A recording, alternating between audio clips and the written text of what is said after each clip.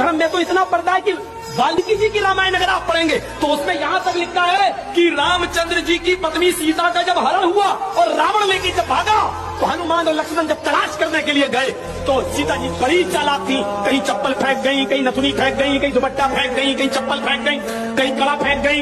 हनुमान एक एक चीज, ये चप्पल किसकी है? लक्ष्मण कहते मेरी भाभी की है सीता जी। चलो इसी रास्ते से ले गया। और आगे के दुपट्टा मिला, ये दुपट्टा किसका है? ये दुपट्टा भी मेरी भाभी का, सीता का। चलो और आगे चलो, इसी रास्ते से लेकर गया और आगे बढ़े। एक एक चीज हनुमान जी देते गए और लक्ष्मण पहचानते गए। लास्ट में नाक में पहनने वाली नथुनी मिली, नथुनी।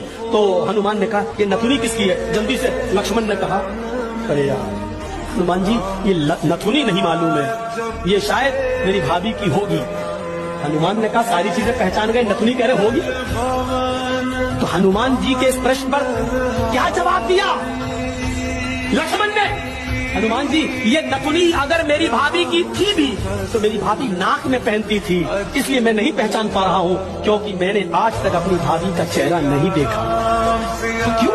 अरे वो मेरी भाई की पत्नी है सीता, मेरे भाई की राम की पत्नी है। मैं कौन होता हूँ उसको देखने वाला, उस पर नजर डालने वाला, उसके चेहरे को देखने वाला? गौर करो, रामचंद्र जी के भाई लक्ष्मण ने